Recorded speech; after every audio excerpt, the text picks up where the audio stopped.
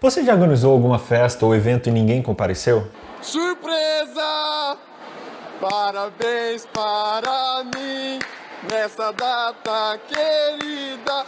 Na internet a gente encontra algumas histórias de crianças que passaram por isso. Criança, meu, quem faz isso com criança? Não sei. Quando a gente convida alguém para alguma coisa, a gente se prepara, a gente arruma um lugar, a gente faz um banquete. E é exatamente a mesma coisa que Deus está fazendo agora para nos receber no céu. Fica comigo que eu vou te explicar melhor a respeito desse convite que vai mudar a sua vida.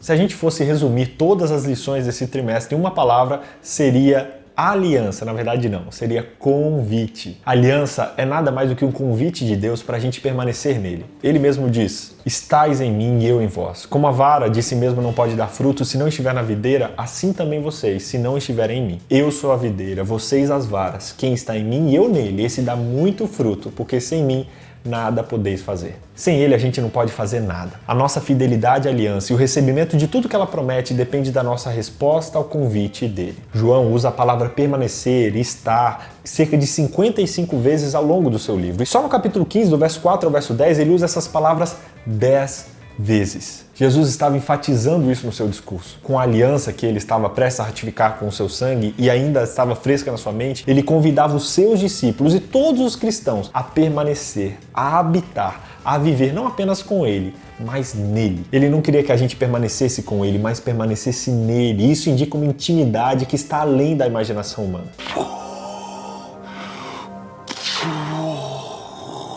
O propósito desse convite é que a gente produza frutos para o reino. Uma das dimensões que essa produção envolve é não se contaminar com as coisas do mundo. O mundo, ele atrai, ele vicia, ele escraviza, o entretenimento, a pornografia, compras e tudo mais. Isso faz com que a gente viva nesse mundo e às vezes se esqueça de viver para Deus. A gente muitas vezes nem percebe que foi escravizado até que a gente não consiga parar de fazer ou de usar certas coisas. O fruto disso é morte. Não apenas para si mesmo, mas também para todos que estão no círculo de influência dessa pessoa. Jesus resumiu todo o Antigo Testamento numa frase, quando ele disse: portanto, tudo que vocês querem que os outros façam a vocês, faça também a eles, porque essa é a lei e os profetas. Ao longo das Escrituras, o mandamento do amor sempre foi expresso numa ética muito prática, como os 10 mandamentos, por exemplo. Na descrição mais vívida do juízo final feita por Jesus, ele baseou a decisão em como tratamos as pessoas aos necessitados como algo importante para definir quem vai se salvar e quem vai se perder. Ele disse: ame uns aos outros assim como eu vos amei. Esse fruto é produzido quando a gente permanece nele. Imagina sentir pelo próximo pelo menos um pouquinho do que Jesus sentiu por você. Jesus, ele viveu o princípio do amor na sua profundidade, que a gente não consegue nem entender, de maneira tão profunda a ponto de morrer pelos outros. E ele pede que a gente faça o mesmo. Que lindo, cara!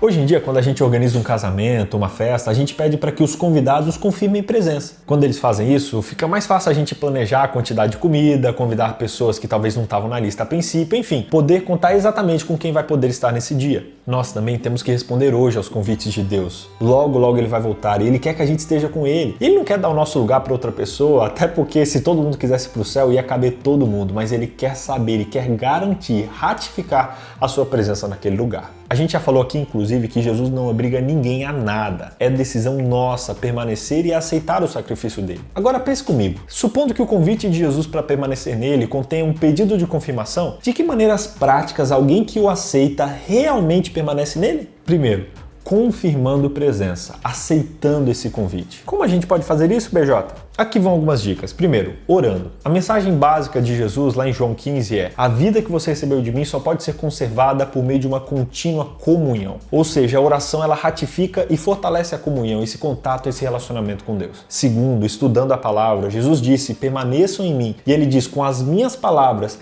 permanecerão em vocês. Existe uma correlação direta entre ambas as coisas. Ele enviou a sua palavra, a Bíblia, para proteger você espiritualmente, para que você tenha vida e possa dar frutos para o reino dele. Terceiro, ficando em silêncio. Ele diz em Salmo 46, aquietem-se, fiquem em silêncio e saibam que eu sou Deus. Em linguagem atualizada, ele está dizendo: desligue, pare e saiba que eu sou Deus. Isso inclui se desconectar da mídia em todas as suas formas por certos períodos de tempo. Tome uma decisão de separar tempo para estar com Deus, para se desligar, para ficar calado, para ficar em silêncio e assim poder orar, meditar e refletir na palavra de Deus. Experimente de vez em quando um jejum das mídias, sei lá, por algum tempo, um jejum de alimentos, enfim, experimente momentos de solitude para você ficar quieto. Essa é uma disciplina espiritual muito eficaz. Uma outra dica é você se comprometer com uma vida de fidelidade à aliança. Todos nós falhamos e temos muitos momentos de desobediência, mas lembre-se, não obedecemos para permanecer em Jesus, nós permanecemos em Jesus para obedecer. Não confunda a ordem dos fatores. Ele diz: sem mim nada podeis fazer, o que inclui a verdadeira obediência de coração.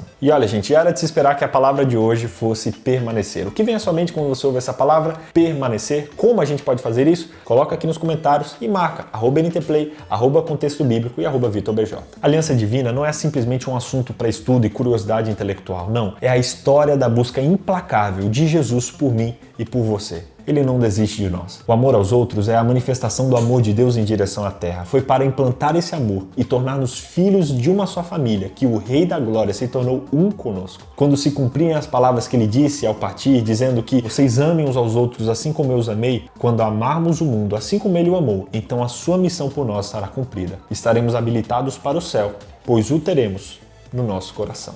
Resumindo o nosso estudo de hoje, primeiro, para sermos beneficiados com as bênçãos da aliança, nós temos que aceitar o convite. Segundo, não podemos nos contaminar com as coisas desse mundo. Terceiro, ame o seu próximo como Jesus amou você. E quarto, Jesus precisa saber se você aceitou o convite. Na parábola da grande ceia, Jesus retrata o anfitrião enviando convites para comparecer à festa de comemoração cuidadosamente planejada. Os convidados, eles enviavam muitas recusas, muitas desculpas, um estava muito ocupado, outro estava atarefado e assim por diante. Mas o anfitrião não desistiu. Ele continuou expandindo a lista de convidados. Enquanto os convites iam chegando, o salão foi enchendo e as pessoas foram estando e aceitando. Assim, Jesus mostrou a dor que ele sente quando pessoas rejeitam o seu convite, quando pessoas rejeitam o convite de permanecer nele. Não rejeite o convite de Jesus. Se você rejeitar, ele vai chamar outras pessoas, mas ele faz questão, ele quer que você esteja lá. Por isso, hoje, aceite o convite para estar com ele nesse momento, nessa festa, nessa celebração que vai acontecer quando ele voltar. Aceite a aliança dele, ratifique o seu compromisso de viver nessa aliança e permaneça nele, não pela sua força, mas pela força dele, para que você viva uma vida feliz,